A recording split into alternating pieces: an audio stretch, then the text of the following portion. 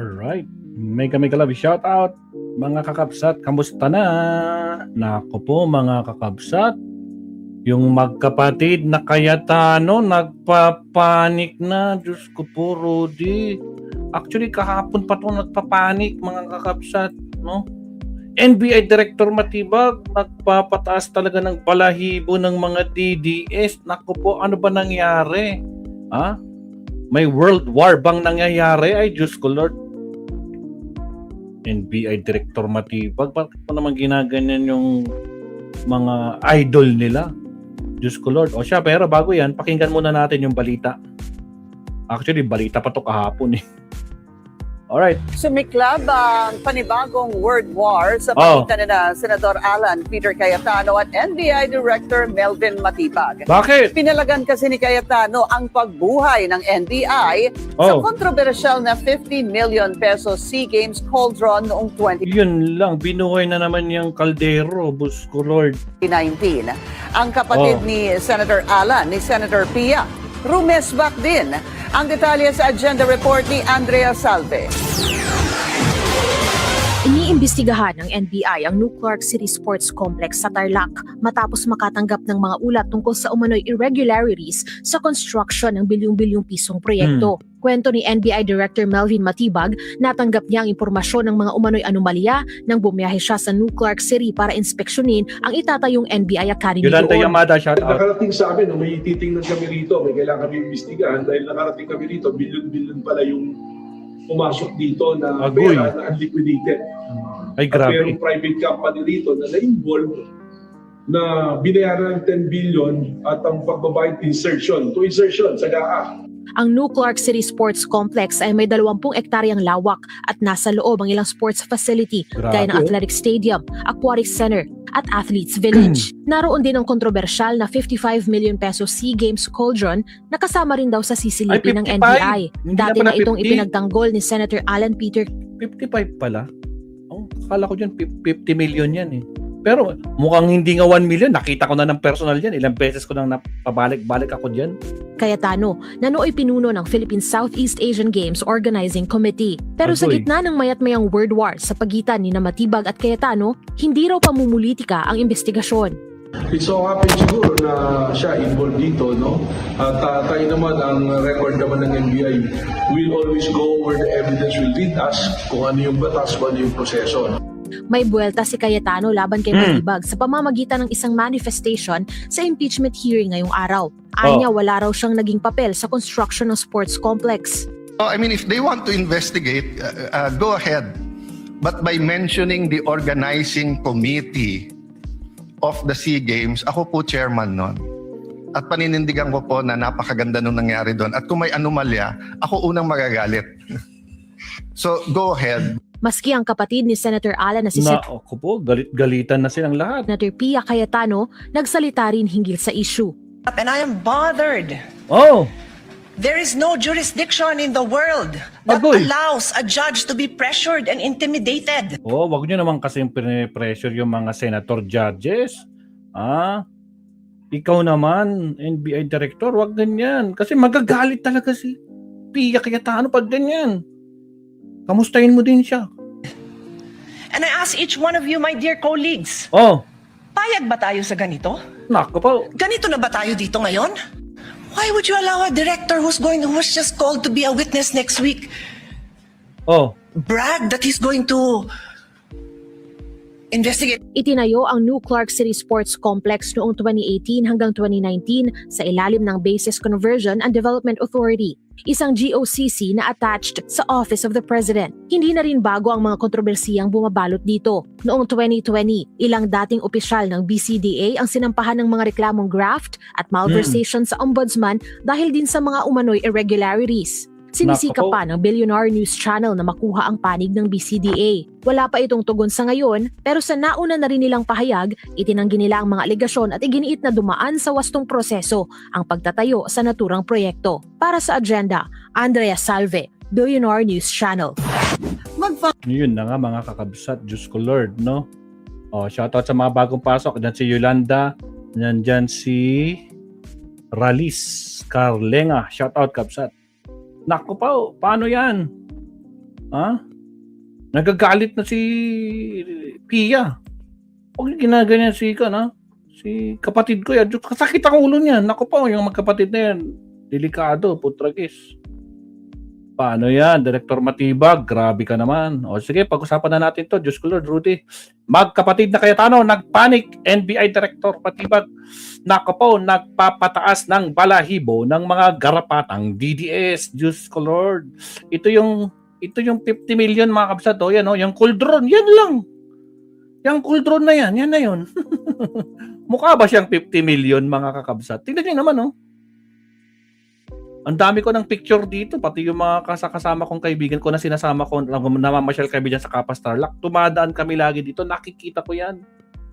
Anak ng kamote. Pero pag-usapan na lang natin, Diyos ko Lord, again, shoutout sa mga bagong pasok po, mga no? Again, huwag kalimutan, mag-like and subscribe. Okay, umpisa na natin to, Diyos ko po, Rudy. No? Kasi nag-iiyakan na naman yung mga garapata sigurado. Habang unti-unting tinatanggap ng kultong DDS ang malupit na katotohanan sa sinapit ni na Mike Defensor at Rodante Marcoleta, ang lahat ng investigasyon ng NBI ay nagpapadala ng matinding kilabot, gulugod ng mga politikong ito na nag-aalis ng kanilang proteksyon sa paglalantad ng kanilang desperasyon sa publiko. Facts tayo, mga absat.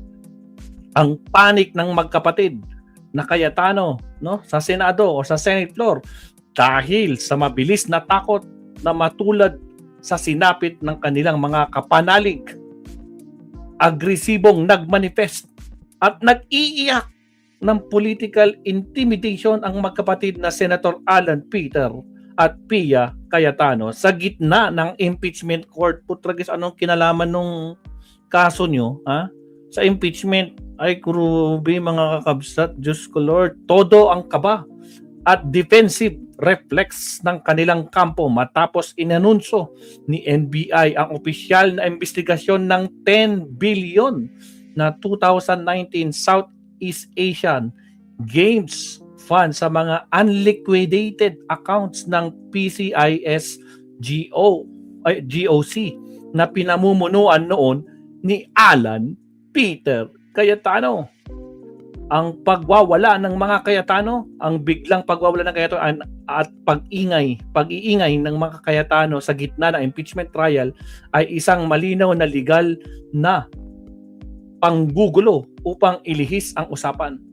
Inubos nila ang oras ng impeachment court para sa kanilang personal na interes imbes sa gampanan ang tungkulin bilang mga neutral na mambabatas. Ginamit nila ang institusyon ng Senado bilang pansariling panangga upang takasan ang sarili nilang pananagutan sa batas. Pangalawang punto, kung walang itinatago, bakit ganun ka-defensive? Ang bilis ng reaksyon. Nabisto ang labis na pagkakaalarma ni Senator Alan Peter Cayetano na pilit niyang hinihiling na huwag na lang ianunsyo ng NBI sa publiko ang investigasyon sa bilyon-bilyong pondo ng bayan. At bakit? Diyos ko po, ang taong malinis ang konsensya ay hindi nagpapanik o magpapanik at magpupumilit na itago ang proseso.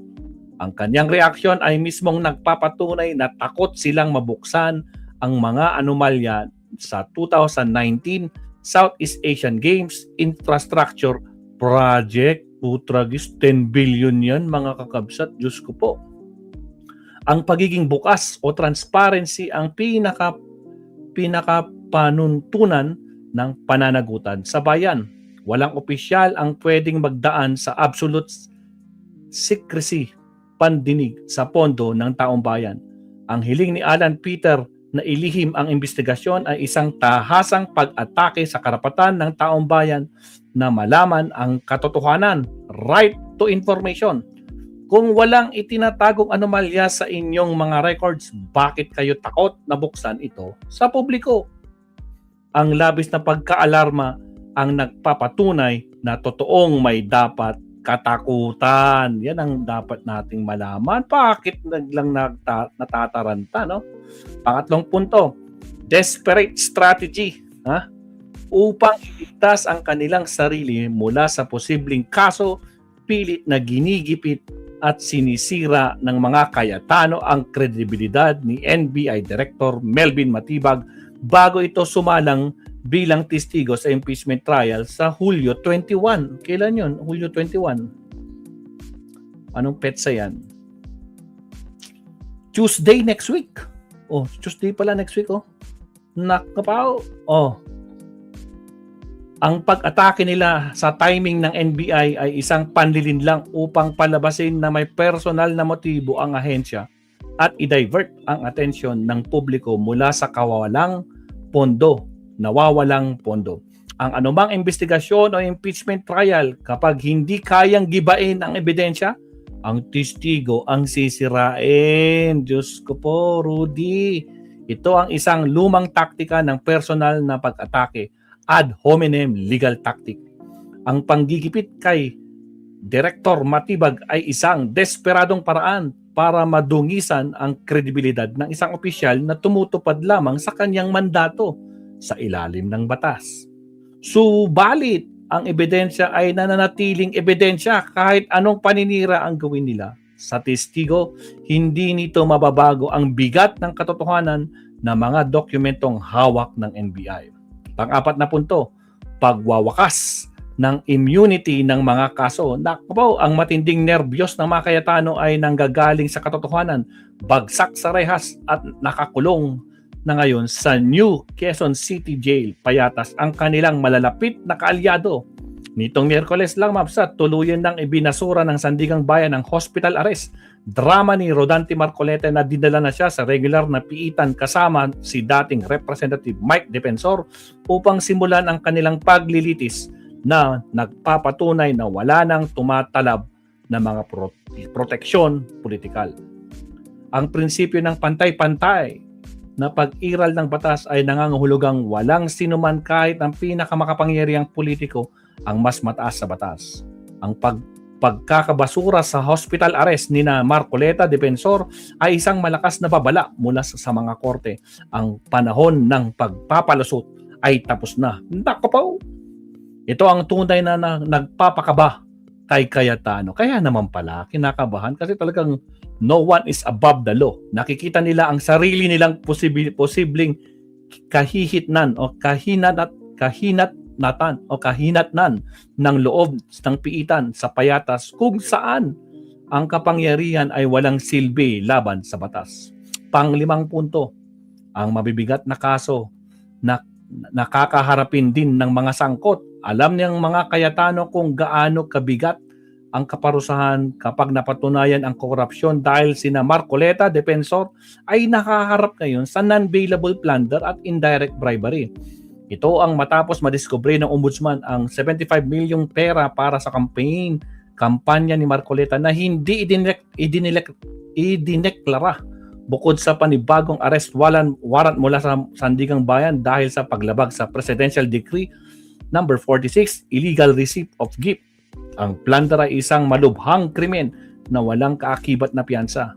Ang pagkakaroon ng 75 milyon hindi idineklarang pondo sa kampanya ng malinaw na katibayan na malawakang katiwalian.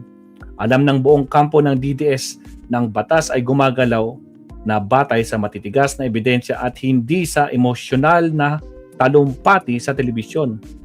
Ang bawat arrest warrant ay inilalabas ng paalala ng pagnanakaw sa kaban ng bayan ay may kaukulang parusang habang buhay na pagkakabilanggo.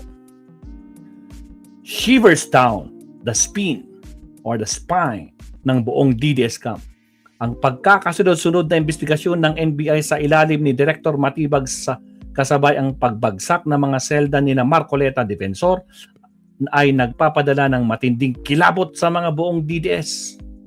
Dahil nakikita nilang hindi maisasalba ng kapangyarihan ang dalawang kilalang bastos at matapang at mambabatas ng kanilang grupo. Alam ng mga natitirang DDS politicians na sunod-sunod na ang silang gigisain ng kanilang mga nakatagong anomalya. Tuluyang nang isinuko ng mga politikong ito ang mga kanilang moral at profesyon na integridad. Imbis na ang interes ng nagugutom at nahihirapan o naghihirap ang taong bayan ang kanilang ipaglalaban, pinili nilang maging mga tagapagtanggol ng mga anomalya ni Inday Sara. Bakit? Dahil may sarili pa silang mga tinatagong anomalya at nakakalansay na kani-kanilang mga bakuran. Ang kanilang pagtatakip sa kapwa kaalyado ay hindi na nagpapakita ng prinsipyo kundi isang desperadong alyansa para sa sarili nilang kaligtasan. Ang pag-iyak ng mga Cayetano ay political intimidation ay hindi na nagtatanggol sa batas kundi ang huling desperadong hininga ng mga mambabatas na nabisto ang sariling anomalya habang pilit na itinatago ang katotohanan sa taong bayan. Kaya nako po mga kakabsat, Allen Valencia, Deborah G, Gerald Gardozap, Josephine Barrio, shout out. No? Wala na. Tapos ang maliligayang araw, Allen Valencia, Gardozap, Deborah G. Sigurado hindi talaga sila makakatulog ngayon. Visit na sila kay Matibag eh. Ha? Talagang tinira-tira nila si Matibag ngayon. Nako po, makikita sila next week. July 21. Emily Arabejo, shout out kapsat. Wala na. Kaya kinakabahan sila. Bakit? Kung walang itinatago, wala dapat ka ba? Hindi dapat na natataranta, no? Kung ano-ano nang sinasabi. Pero mo, impeachment trial yan, pero pinapasok nila yung ganyang klaseng takot na. Ay, grabe. Sinabi mo pa. Nako po. Mukhang mauubos sa mga DDS na. Yun na nga. Utragis. Tandaan nyo, may kaso pa tong kan, ha? Yung kay Bato. Anong kaso na yun? Yung obstruction of justice kasama si Robin Hood Padilla. So, paano yan? Paano yan? Abangan ang susunod na kabanata. Diyos ko, Lord Rudy. O, siya. Yan lang na mapsat, no? Kaya yung itong magkapatid na to, naku, nagpapadig na. Dahil naman itong si NBI Director Matibak, nagpapataas talaga ng balahibo ng mga ka-DDS natin dyan. Ay, Diyos ko po, Rudy. O, ano na? Putragis. O, iyak tayo ngayon. Diyos ko, Lord Rudy. O, siya, next topic tayo, mapsat. Again, sa mga bagong pasok, huwag kalimutang mag-like and subscribe. Maraming salamat. Countdown tayo in 30 seconds. Here we go.